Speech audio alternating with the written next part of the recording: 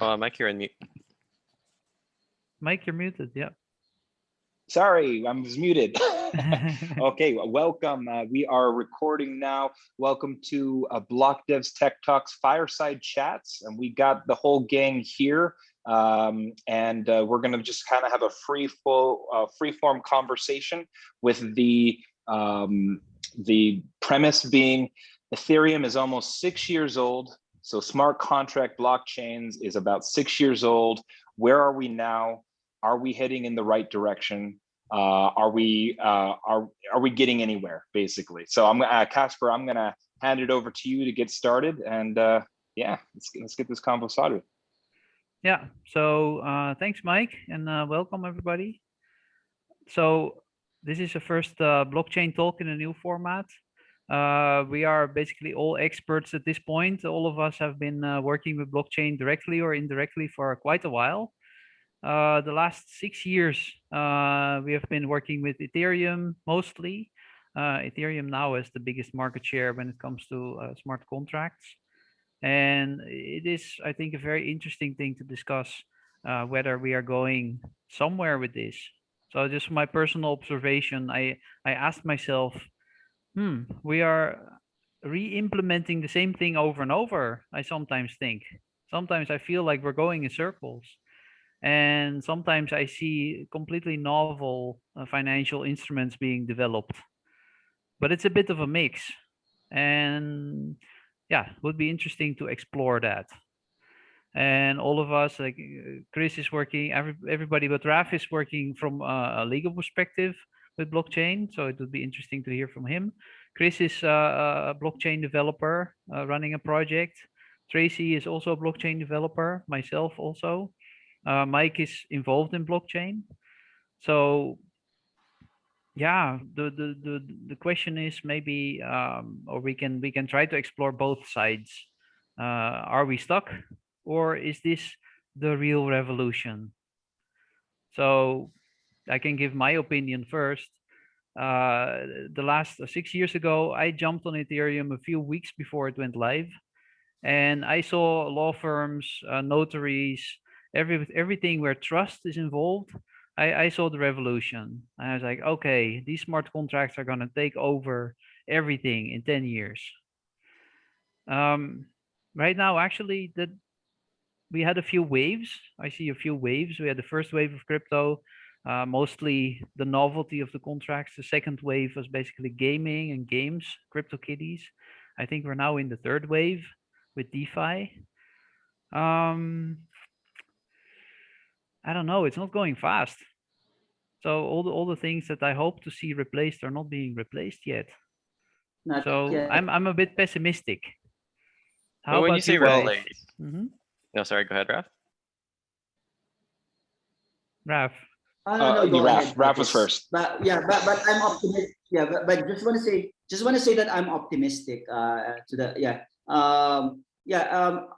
Parker Lewis, although he was talking about Bitcoin, no, mentioned that the adoption of Bitcoin, or if I may use blockchain technology to paraphrase him, this will happen gradually at first and then just suddenly, right? Gradually and then suddenly.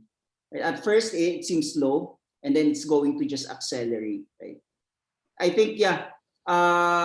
You said you're excited to see what's going, or you're looking forward. You somehow imagine things that will be replaced in 10 years' time, but somehow you're being pessimistic that you don't see what somehow you're expecting yet. I think, yeah, give it. Let's see. Let's look at the next 4 years, and I think we will probably see something that we've never imagined. If I may just give one example, the idea that this technology, blockchain and smart contracts, will be able to decentralize financial service, something that we've envisioned earlier, no? When Ethereum started, or when the concept of smart contract started, right? But I think that at the granular level, at really the details of what's happening in the space right now, I think that's something that, yeah, what's happening right now, we haven't really imagined that. So yeah, and many many have already said something to this effect. I've heard this from Bill Gates. I've heard this from somebody else. Like what you say? They often say this, that we underestimate, we somehow overestimate what to expect, right, in the next like 2 years or 5 years, but span of 10 years, like we underestimate what the technology can do. I think this is what's going to happen, really. So yeah, I'll be happy to share more insights later, but I want to hear from Chris or from Tracy, maybe from the rest of the group. I guess mine was more of a question. What do you mean replace, Caspar? Like what use cases are you thinking about? Because like we know it's like good for certain things, right? So I guess I'm curious, what did you want it to replace? Yeah, and maybe I don't see enough of what's happening in the world, but identity systems. I don't think there's still not a lot taking off when it comes to identity system, voting system. So voting, identity, also things that involve trust, like things that notaries do. Those systems are it's very slow. I guess it because Well- it involves the government too. Maybe that's why it's Certainly. going yeah. slowly. Mm-hmm. Well, the way that I look at the entire technology itself, blockchain, I don't see it as the next killer app. I don't see it as a Facebook, an Instagram, or anything like that. I see it as a foundational piece in our society, something that could potentially become foundational, something that all systems around the world can possibly use these technologies, either permissionless or permission blockchains. And we're at a point where we're developing the foundations for what the world could potentially be running on. So to me, six years is a blink of the eye. I think 6 years is very short. I think 10 years is short. I think 20 years is probably midterm. And you know, when you're looking at something that is basically the internet, you know, as big as the internet, it's going to change our lives as much as the internet. As you know, we need to have a little more patience for the structural formations that are happening with these chains. We know what's the big hang-ups are right now with Ethereum. It's the scalability. You know, they're solving that with 2.0, ETH 2.0. You got other chains that are already on top of that proof of stake model, able to, you know, scale up. And honestly, in order to solve the problems that you talked about, Casper, to really get true, to get true, you know, to eliminate that third party in a seamless level over millions of users, billions of users, we're going to have to solve the scalability issue, and proof of work is just not cut out for it. No matter which way you cut it.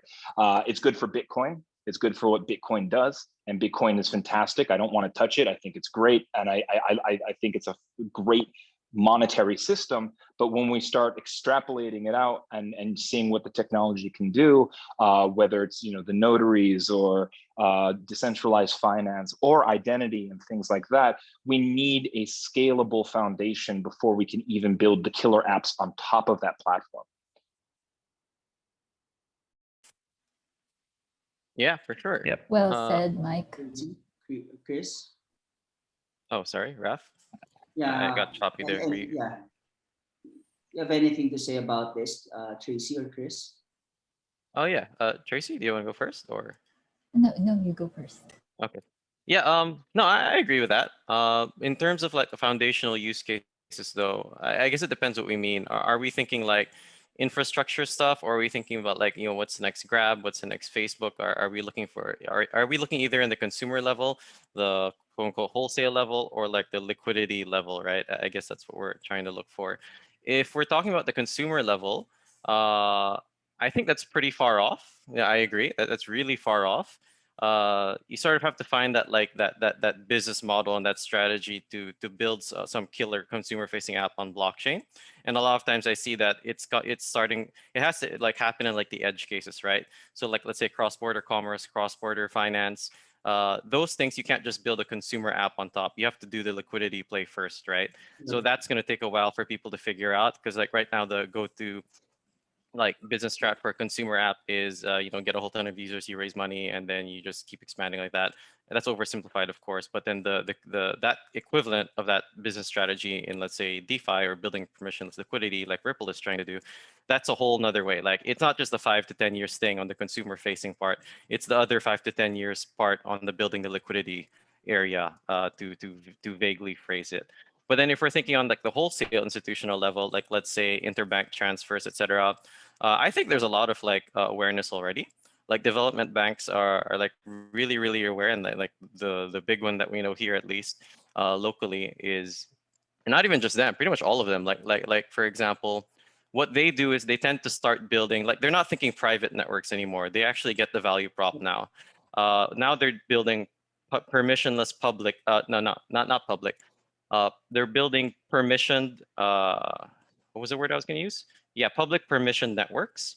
So for example, the Inter-American Development Bank, they have the most advanced network that they've built on top of like Hyperledger, Desu, was it? Yeah, and then like pretty much all the Latin America enterprise use cases are being built on top of that. And I say that being very uneducated because I don't live in Latin America. So, but just from what I've heard and what I've seen and who I've met, and like other development banks here are like doing that. So like for example, they're like what's the word for that? So like for example, trade finance, custom sports around the world are on Ethereum, on like layer 2 Ethereums, and they're implementing these national single window systems where, you know, they conduct trade and they conduct all these like bill of lading certificates. That's all on a blockchain, right? And they're not always doing it on private networks anymore. So there's a lot of like enterprise understanding that's going on already, at least in a limited sense, but they're very open to it, which is really good, and they're funding these things. And not just that, CBDCs, right? They're all popping up. I think every central bank in the world is to some level experimenting with a CBDC. You can go to cbdctracker.org and you'll see the exact tech stack they're using, exact progress of the project. So DLT in general, I think is getting really good adoption as an infrastructure point. Crypto, not the same, of course, because it's not really, you know, for enterprise, aside from maybe treasury management, but that's different.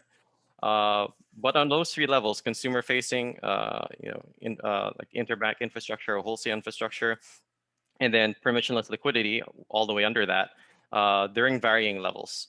Consumer facing stuff being the farthest, the bottommost being somewhere in the middle, the permissionless liquidity and the understanding of how to build that, because DeFi is exploding really well and people are learning how to use that.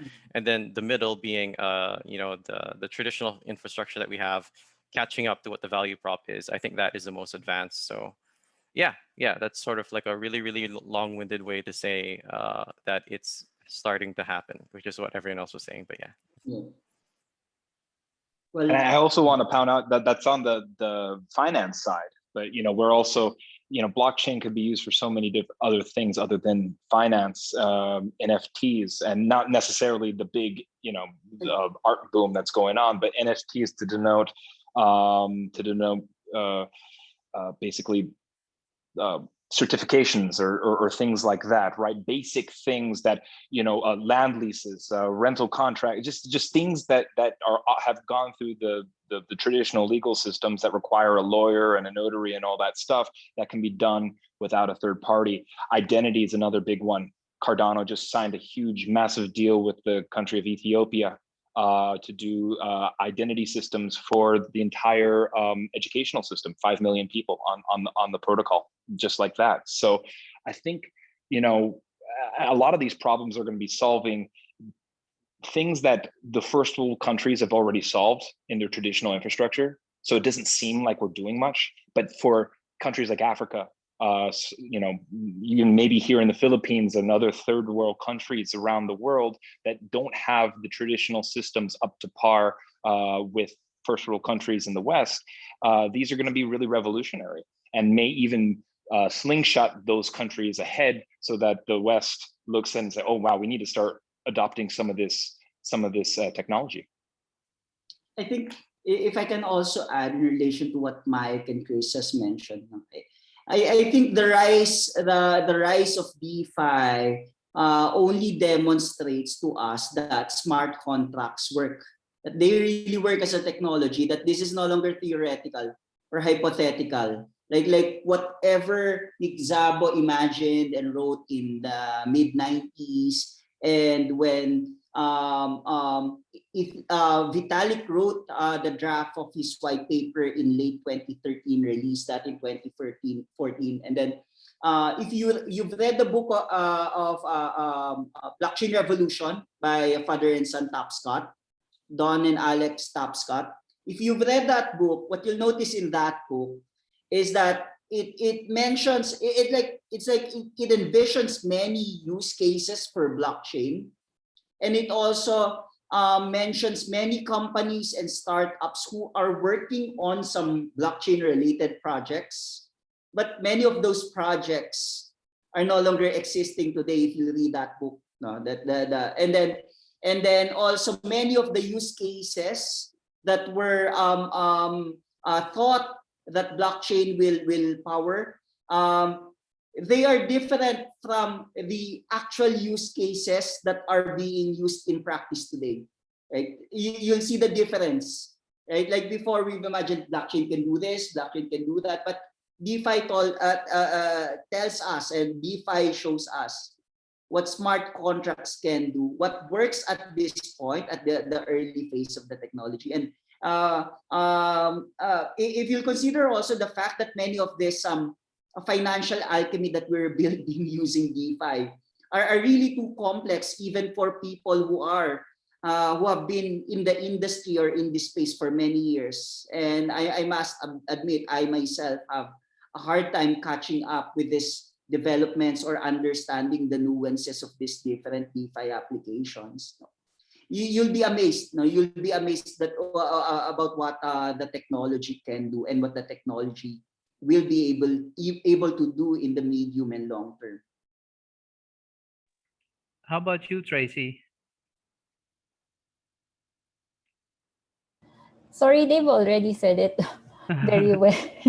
So I'm just For example, we have Chris and Rickson here, who are working on their respective projects, and I don't know if Chris and Rickson could have thought of building their projects like maybe 3 years ago or 4 years ago, but now look at what they're working on. So I would think that it's an evidence that the technology is now ready.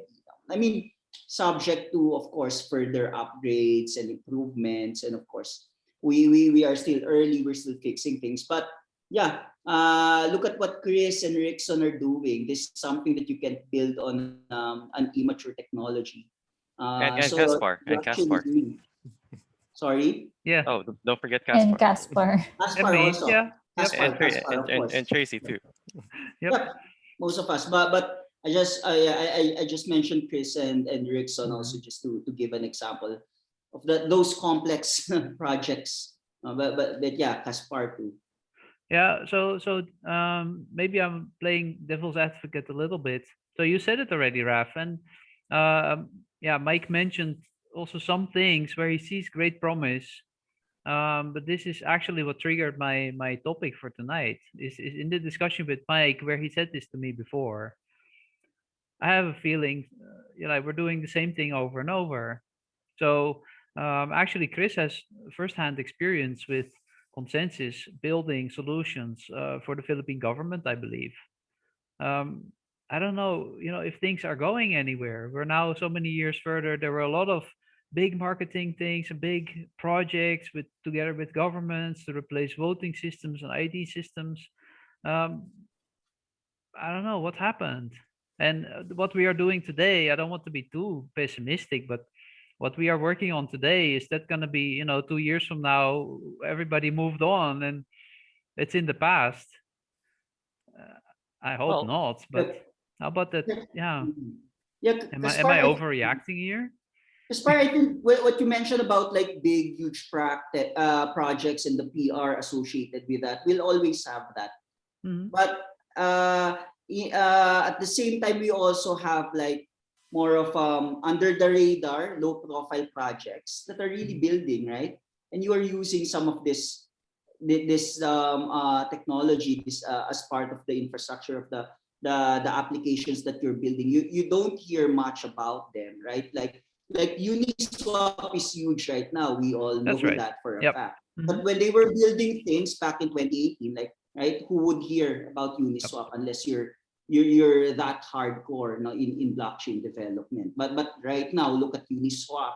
Less than 3 years later, they're mainstream in terms of like network value, market cap, top 10, right? And we have more projects like that, which I would suppose would come to maturity eventually. Yep. Okay, so Yeah. Oh, I have maybe, one comment on yeah, that. Chris, go ahead. Yeah, if I could answer that.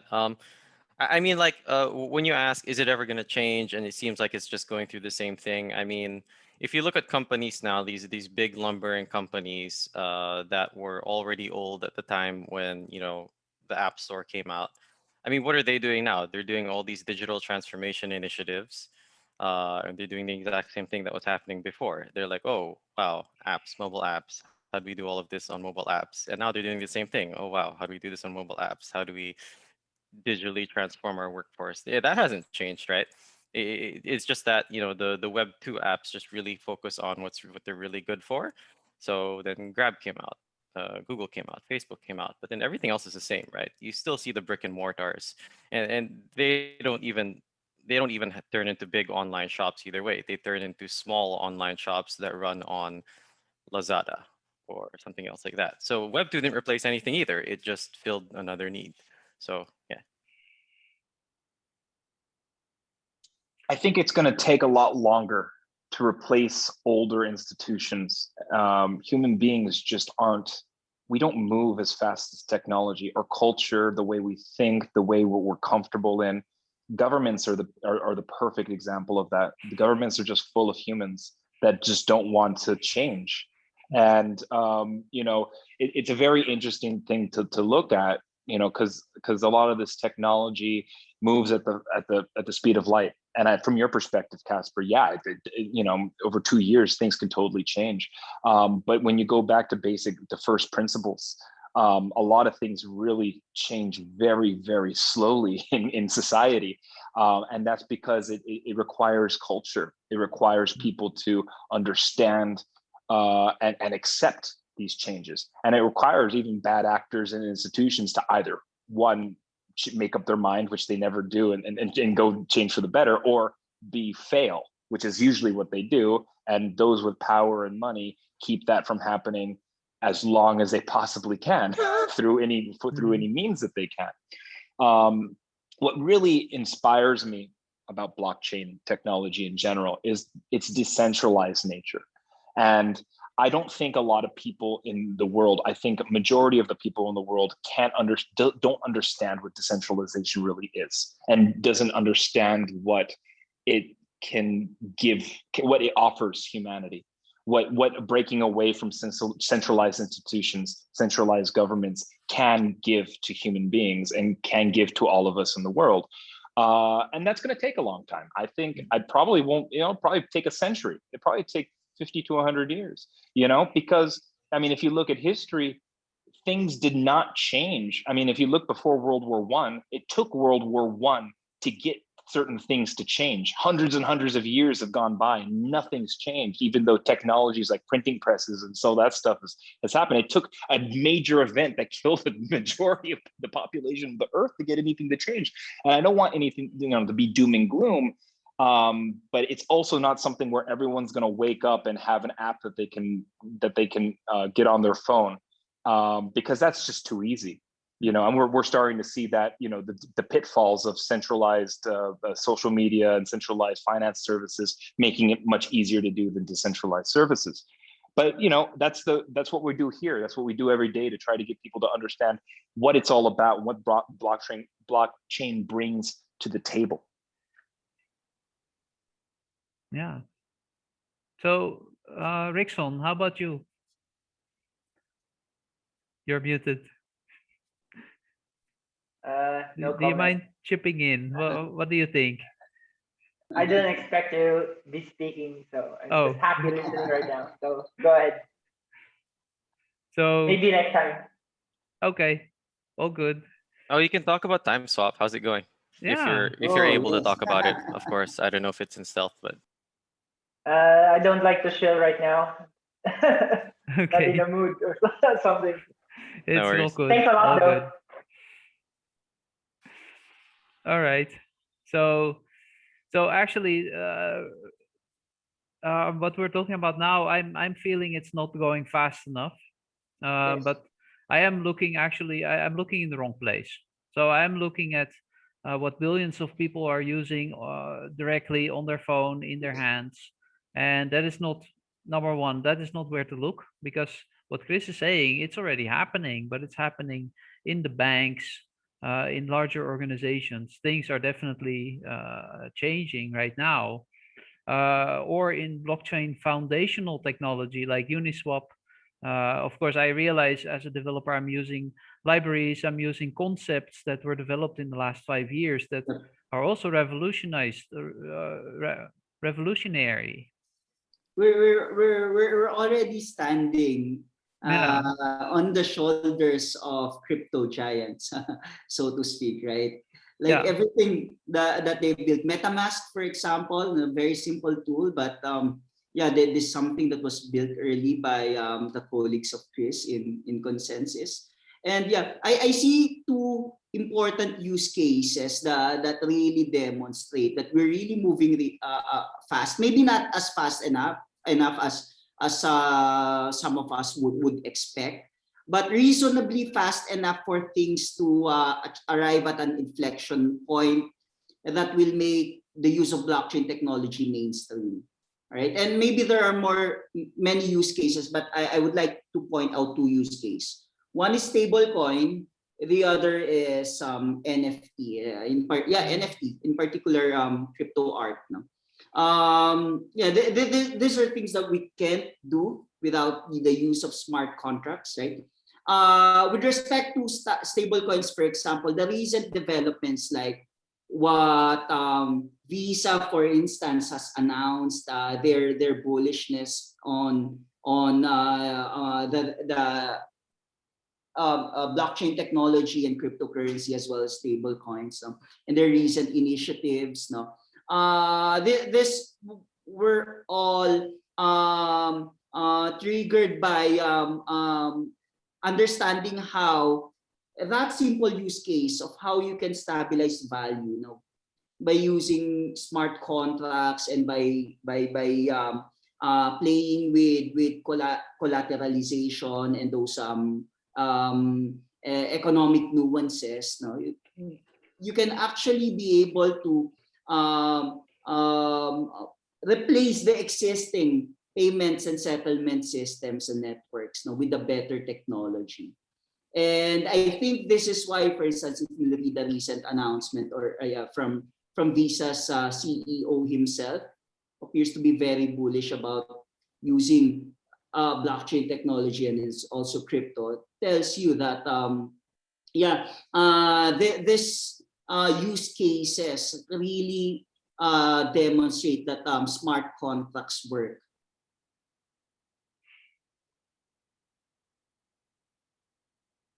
yeah. So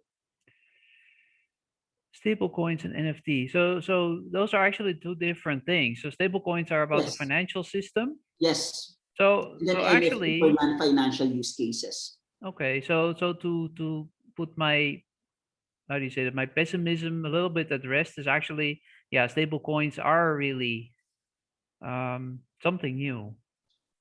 And it's a relatively, and it's especially if we can talk about a more complex approach in stablecoin. For example, decentralized stablecoins like MakerDAO or Chris' project HaloDAO. Or we can have a simpler implementation of this, such as in the case of centralized stablecoins like USDC.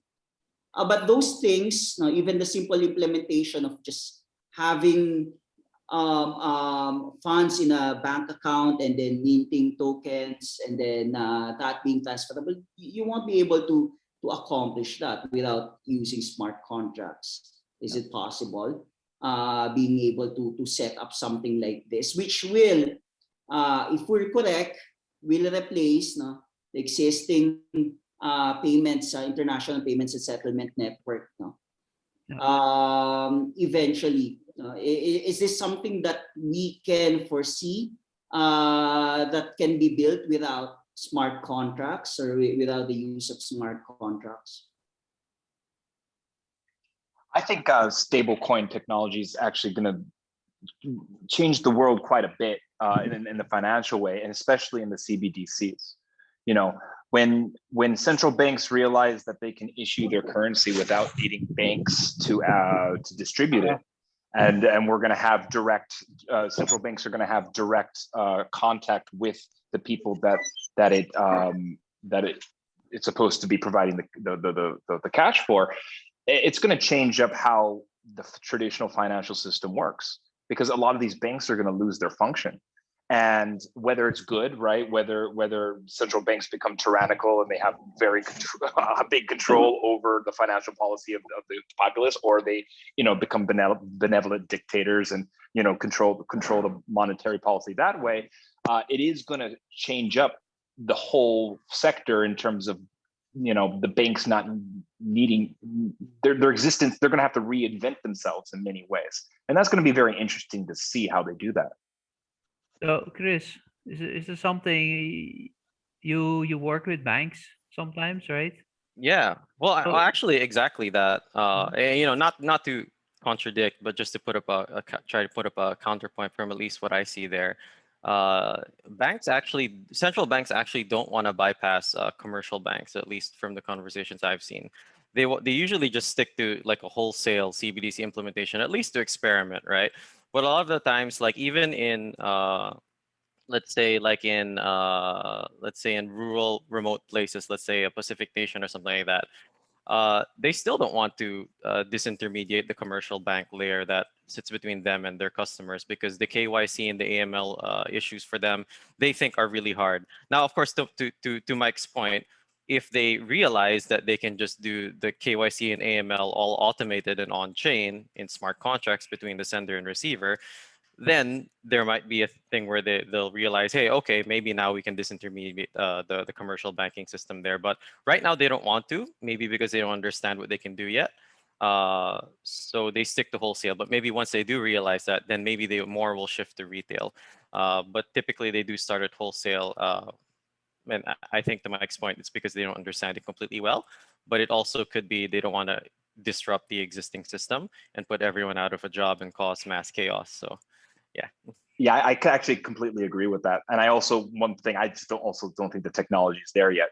Identity is coming, KYC is coming on chain and all that stuff, but no one has done it in a scalable way yet. I have my projects that I think are going to be successful in that mission, but it's just not there at the moment. My take though is the technology aspect, and Chris, Kaspar, Mike, feel free to correct me. But my thinking is, with respect to CBDC, the technology part is actually the easy part, right? Technology is actually ready. If the objective is be able to implement a CBDC.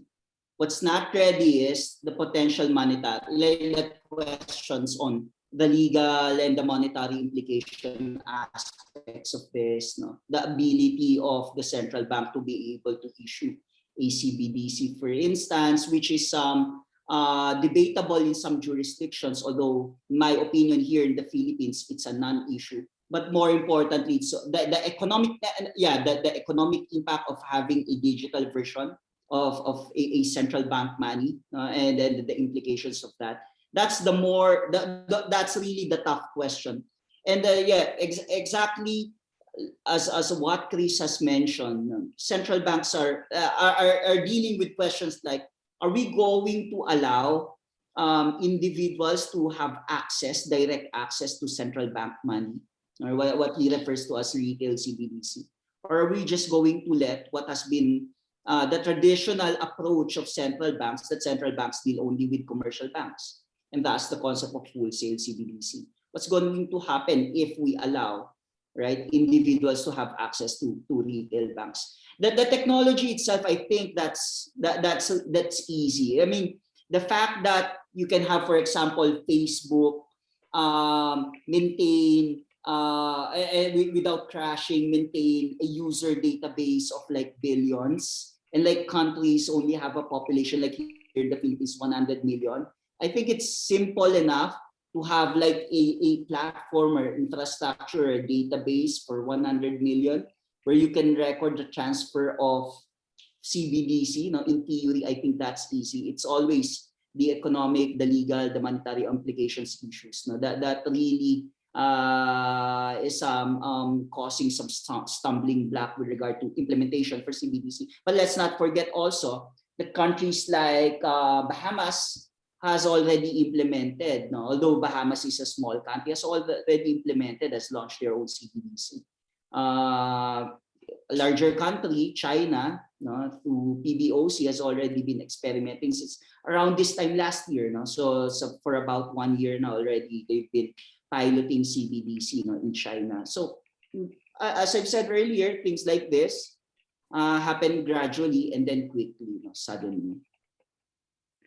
So I have a thought about that. So the CBDCs, so countries are slowly going to get their own digital currencies, and maybe a big part of the decentralized currency idea is that you can very easily. It's the usability issue.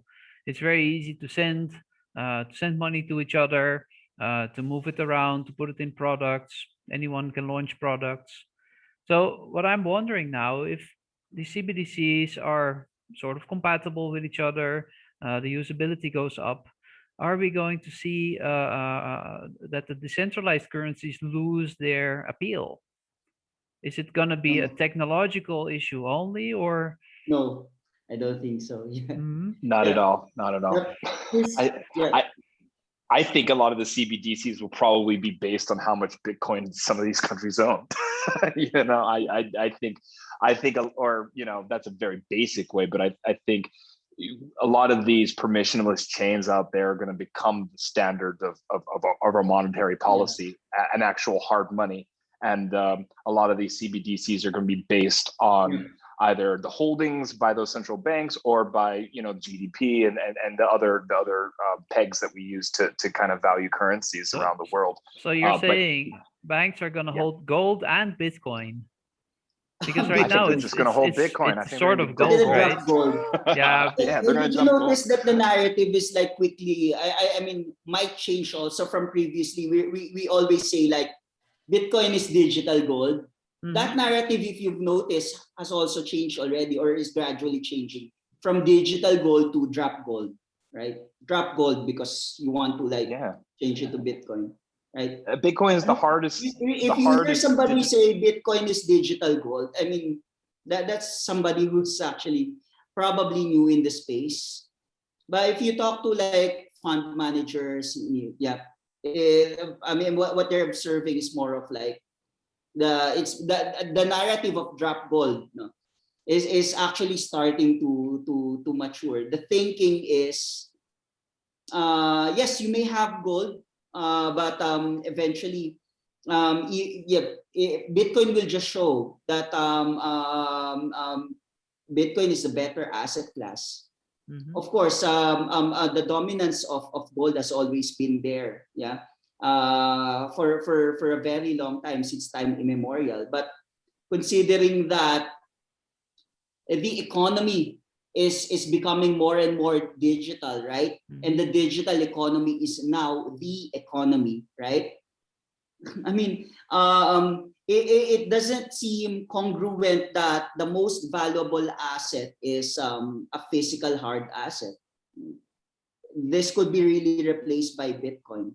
Okay, but not just Bitcoin, but Ethereum, and who knows, NFTs, you name it. Whatever can be traded on a blockchain can be, used as.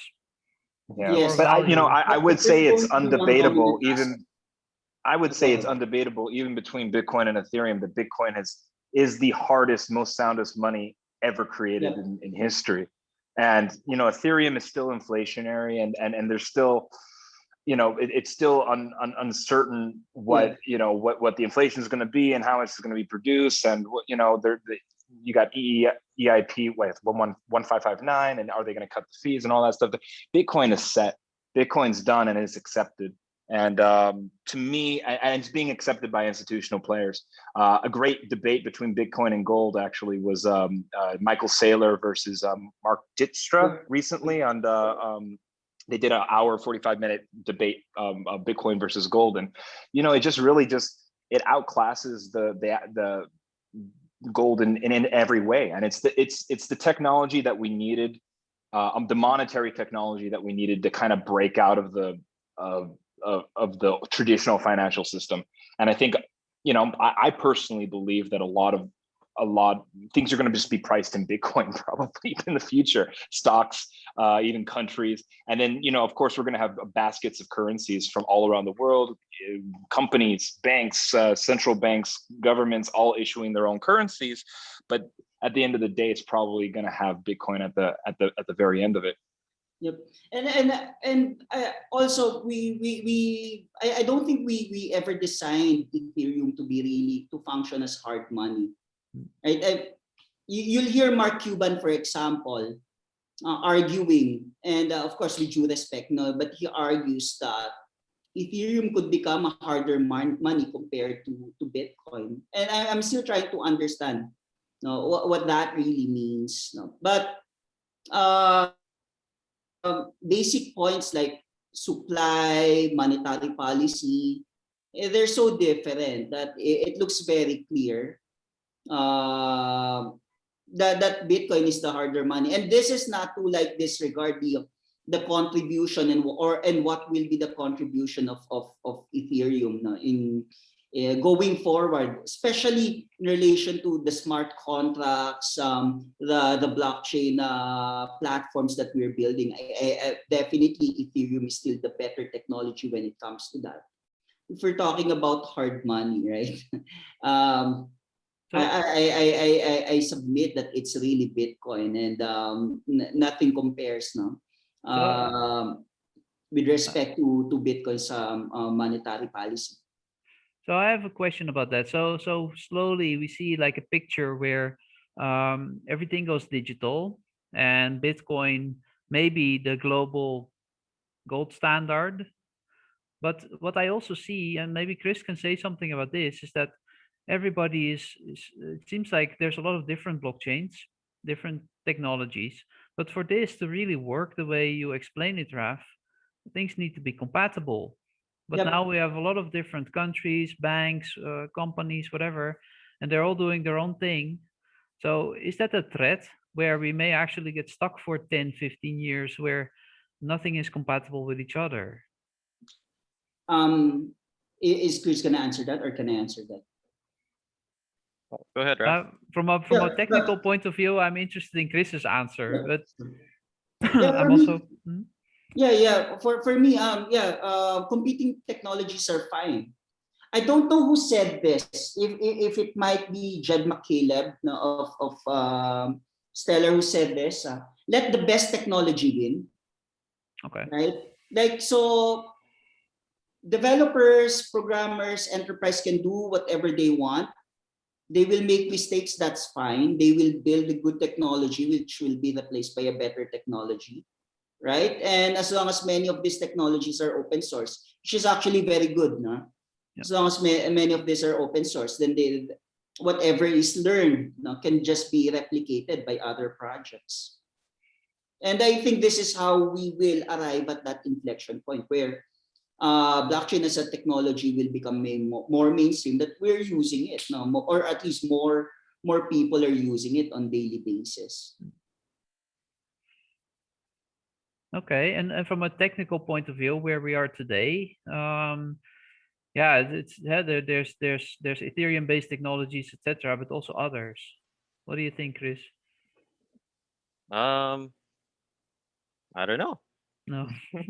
Okay. So, is there really a dominant platform anywhere? I mean, there's always like 2, 3, 4 of them. So, can you really say that any of them are dominant? There's just like the one most used in this part of the world, one most used in the other part of the world. People Mhm. use Amazon more in the States because of regional limitations. People use, I don't know, Lazada more in Okay. the Philippines. So, not that there will be a regional limitation, but then I don't know. They What's a good cluster example? somehow. But every Yeah. So let's use CBDs as an example, and I keep using this stuff as an example because I work in finance and I know nothing else, right? But if we use CBDs as an example, the dominant platform in the West is R3. If you go to like further down Southeast Asia, it's less R3 and a bit more consensus. If you go to Europe, there's actually some stuff on Tezos, surprisingly enough. I don't know why. There is the French National or Bank building their Wow. CBDC experiment on Tezos. So, yeah, I mean, or yeah. Sorry, Raf. go ahead. You first. You first. Oh yeah. So it's really just a result of biz dev and marketing. Really, it's not even what's the best technology, right? But then if you go in the permissionless space, then it's Ethereum. Why is it Ethereum? Because it was first. I don't know. Yeah. I mean, I don't have an answer, right? But then there's just various reasons that pop up, and then there's these dominant stuff in specific niches or regions or whatever. And that's just how it happened. And there will be like 3 or 4 big ones that are used across several use cases, and then that's it. I mean, is Linux a great OS? Maybe for developers. It's a great OS for everyone else. No. Stuff like that, right? So I don't know. That's my I don't know explanation. Okay. So Yeah. typical, maybe in tech you end up with like 2 to 3 major ones that win out. Maybe. I mean, that's always what happens, right? I mean, Yeah. Right. is there an exception? So yeah. Or Okay. it's also possible if we go back again if we go back to CBDC, it's also possible that the standard implementation will be dictated by an intergovernmental organization such as Bank for International Settlements. In other words, many of this will become standards. No? We just refer to them as CBDC, but eventually they're just going to become an infrastructure layer. And then central banks are free to implement them as long as they observe that standard. And then on top of that infrastructure layer, commercial banks and other maybe vendors or technology providers could build applications on top of that. Not all of us are using like Amazon or Alibaba or whatever, but we're all using cloud, for example, as a technology, right? Or we're all using TCP/IP, for example. So there will be some technologies that will become so basic and foundational, right? And yeah, the development of standards, no, is probably the next phase. I really think we're already starting to build some standards, but eventually there's no consensus yet, no, as to how wins or who will win. No? Yeah. So right now we still see evolution. It's everybody's building something, and yeah, we'll see the survival of The the fittest, standard, basically. yeah. The standard, by the way, might arise from, for example, a convention, a formal convention where like international organizations agreeing to build the standard, or it might also happen organically, right? To the market, just deciding that this will be the standard. No? For example, for Bitcoin, no? Yeah, usage will tell us, the market will tell us if the market is deciding that this will now be the standard for money. Yeah. Okay. Yeah, that's interesting. Tracy, do you have something to add? No, it's just I'm having fun listening Yeah. and talking. There was a question earlier. Was it Mike or Kaspar who asked it? If central banks start to introduce CBDCs, what will now happen to cryptocurrencies? Will Yeah, they right. become Shoot obsolete? up. I really don't think so. Why Yeah. up? No, it will shoot up because It'll CBDCs shoot will up, act yeah. as further on ramps into cryptocurrencies. Because what's going to Yes. happen is they'll all be wholesale at the start, right? Okay. And then these licensed fintech institutions, e-money issuers, will have these CBDCs. They'll hold them as collateral. They'll issue synthetic CBDCs, stable coins, on any other network they want. So USDC, those types, they're going to take the CBDC, issue the stablecoin on other networks. So you'll have the CBDC synthetic version on Ethereum or wherever network. That will be Okay. more inflows, easier cash ins, no more insta paying to cash into your crypto exchange. You'll use a CBDC straight. So that'll be even faster. So like I think like Mike was going to say that probably as well. No, I agree 100%. And Agreed. you know, if we look at, you know, honestly, central banks and governments are addicted to printing money. Anytime there's anything that happens, anything negative that happens in the world, you know, their cat dies or something, they print a bunch of money. And we know that it's opening. The internet's opening this reality to us, and you know, and it's going to be the permissionless blockchains that have proper monetary standards, and that's why I believe Bitcoin is going to probably replace that, because for a long time it was gold that protected against fiat printing. In the digital realm, it's probably going to be permissionless chains, you know, that have consent, you know, decentralized standards. It's funny that one of the impetus or motivation for central banks and international organizations such as BIS to look into, or IMF to look into central bank digital currencies is to somehow avert the further mainstreaming of what they refer to as private cryptocurrencies. No? So somehow it's hope that with central banks coming up with their own central bank, digital central bank money, then this will now erode the trust as well as the use of cryptocurrency. But I really don't think so in relation to what Mike has mentioned. CBDCs will just expose users and individuals that there is a better form of money. No? Yeah, I think by the way, Ralph, sorry. Sorry, to make it more precise. So you're saying cryptocurrencies, but I think the difference is going to be government sanctioned cryptocurrencies and decentralized cryptocurrencies, right? So it's going to be between those two. Yep, but again, yeah, as I was mentioning, CBDCs will just become like an entry level or a gateway drug of some sort that will expose its users that there is a better form of money. It's digital fiat. Even if you digitalize fiat money, that's still fiat. Yeah, it's digital fiat that's not tied to anything, and it's basically say accept this money because I made it, right? And that's what fiat is today. And it's pegged to the country, and it's pegged to growth or whatever you know, whatever they want to say. And you know, the saying goes, the reason that the world uses the US dollar is because we have the biggest army. You know, this is what it is, right? And so it's gonna just be a mirror of what fiat is now, but on a new technology. And potentially, you know, could change up certain aspects of the financial sector in terms of whether or not banks are necessary, or do they have to reinvent themselves? And you know, do central banks want to actually go retail? But I think you're going to work in baskets of having, you know, public blockchains that are established. That people are probably going to put a little more faith into rather than the governments, because the governments, to be honest, governments haven't done a very good job putting faith in their financial systems. They can even answer the question of whether they go wholesale or retail. They can even figure out the monetary implications of a digital central bank money. In the meantime, governments can't really do a lot.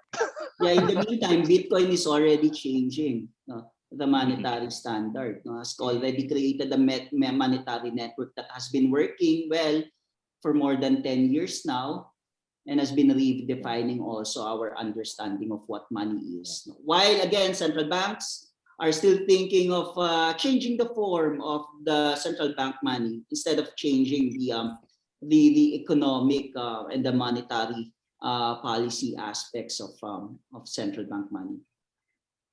I also think you're going to see this from not necessarily just governments and central banks, but also from big corporations. I mean, Facebook's already took a swing at it with Libra.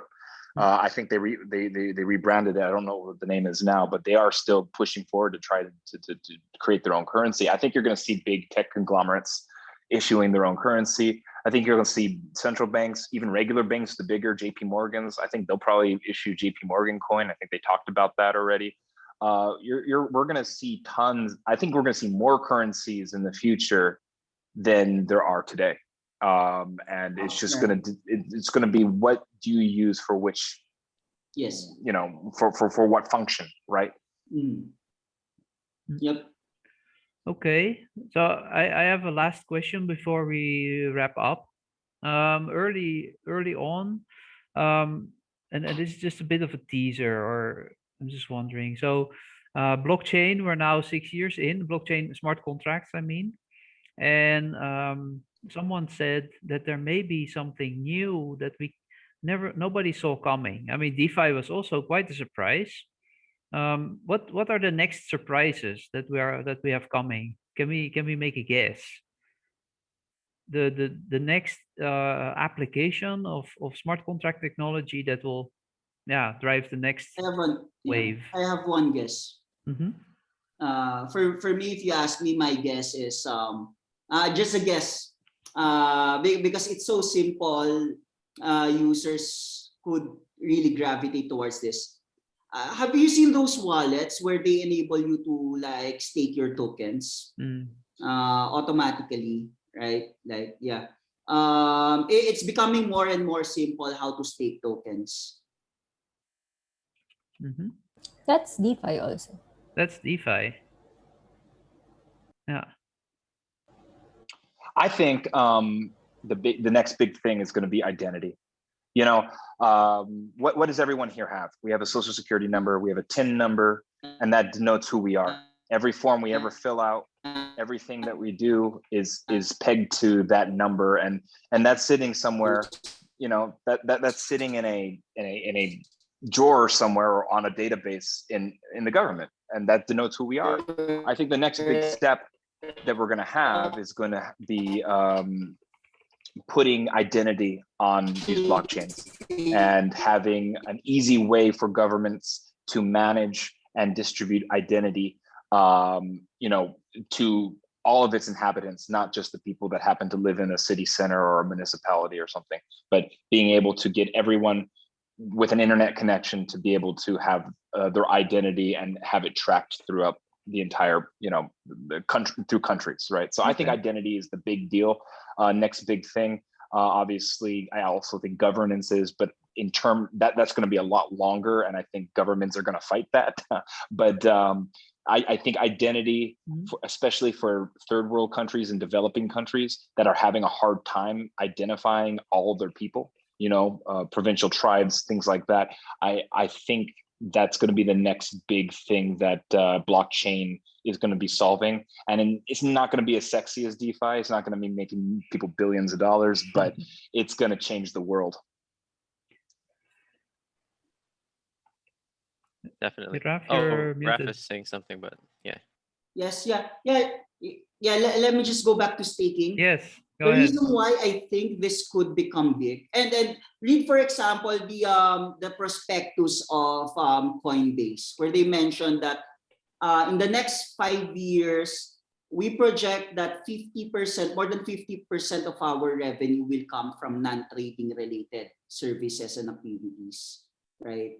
So this will consist probably of different services like custodian services, and many things, and including, I think, staking, because staking could actually become really big, because here's a technology that could offer an ordinary individual an opportunity to earn something, all right, earn some tokens that has a value, and it's not a security. It's not a security, especially if it's an on-chain implementation. So that's why I think it could become really big. I think in the crypto industry right now, it's relatively big, but eventually in the future, more and more mainstream users, ordinary individuals, will use staking services to earn more. instead of parking their money in like what, like bank account, right? So I love staking. I love getting paid passively. It's great. Yep. But Yeah. with That's what I'm that, trying to guys, say. So, That's what I'm. Yeah. but while wrapping up, Tracy, how about you? What How do you about me? think? What do you think blockchain is going to bring us? That is, you know, the next revolution. I think based on what's happening now, DeFi is getting a lot of traction, and there are a lot of projects that we are trying to build, especially financial tools. I mean, developers with no financial backgrounds are building the infrastructure of our future, the future of financial money. So I think DeFi is going to be big. Even bigger than what we see now. It's gonna I think so. change. Yes. Social Yeah. graphs. I was just gonna say Social that before we end. social graphs. Can you Yeah. explain that quickly, Chris? No, it's already 8:30. Yeah, I know. That'll be the next topic. One Social graphs, sentence. the next topic. Monetizing your Guys, social graphs. Okay, I'm gonna stop there. All right. Okay. well, cool, Okay. guys. We're at the end here, Yes. 8:30. So hey, it was a great conversation. Really, really cool. We dug into some cool stuff. And thanks so much for coming on. And we have another one, Casper, when in 2 weeks, right? We're doing. Yep. We'll announce the date. We will announce. Keep Yes. posted. So Yes. hey guys, good night. And I will stop this Bye, guys. recording. All right.